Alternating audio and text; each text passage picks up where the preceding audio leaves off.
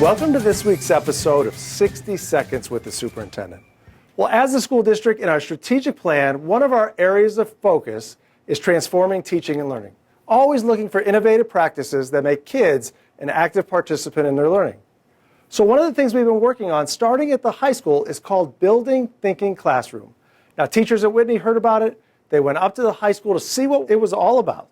And this week, we're visiting Whitney to learn how they've taken Building Thinking Classroom and implemented in their school. Make sure you guys come up with a plan together. I went and observed it being done at the high school, and at first I looked at it and thought, no, this isn't going to work.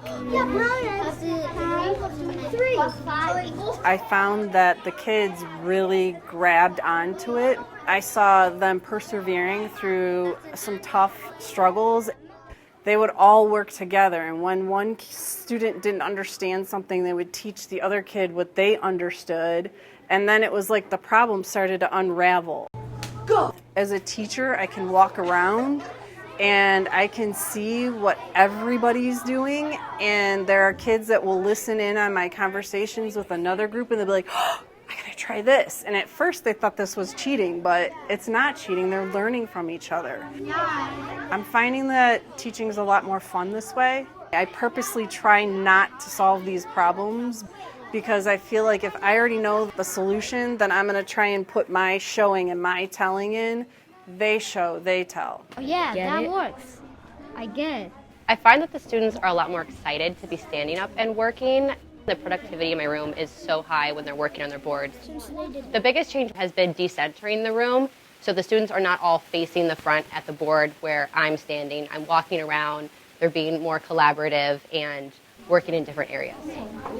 They're much more willing to try different methods and make mistakes, especially with the erasable surfaces, because if they make a mistake, they quickly erase it and then try something new.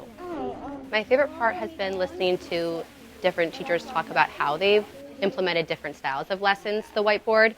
We've tried gallery walks, we've tried inquiry lessons, practicing skills that they're already familiar with.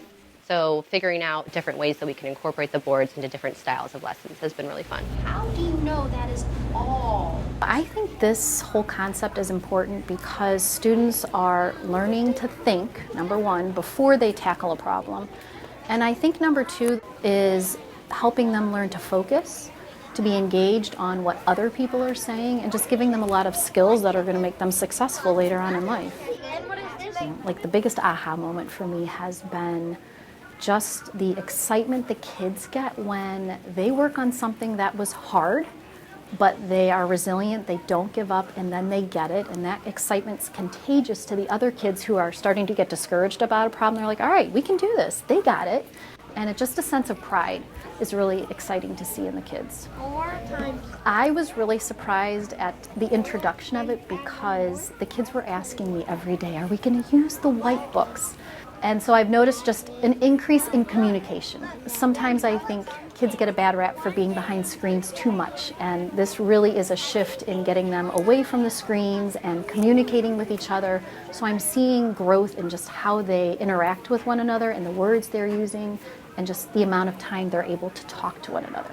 Look at the random groups. Go to your white books. In traditional teaching, we tend to model, which is not a bad thing. But when we always tell kids, I write, you write, do it like I'm doing it, they're not really processing it in their own way. And so when you let them explore it first and think it out and figure out how could this work, collaborate with others, get those ideas out beforehand, internally they're making more sense of it. And that's what we're trying to do with this. I use a random group generator. And so we plug all of their names in there, and I just click a button, and it quickly puts them into different groups. And kids are being more inclusive of who they work with. The engagement is going up because they get to problem solve more organically. It was really hard for me to stop telling them if they were correct. This is building their confidence. And when they feel more confident, they don't have to ask me, is this right? They're going to tell me if it's right. They're going to prove it to me if it's right. And I think that's making the biggest difference. So as kids are actively engaged in their learning, working on their critical thinking skills, they're developing the confidence that they need to be great math students. And not only just in math, but we're working on broadening the scope of building themed classroom into other content areas in the building. So whether you're in 2nd grade or 4th grade, we're seeing the benefits throughout the entire elementary level with this new and exciting strategy. As always, thanks for watching, and go make it a great Mustang week.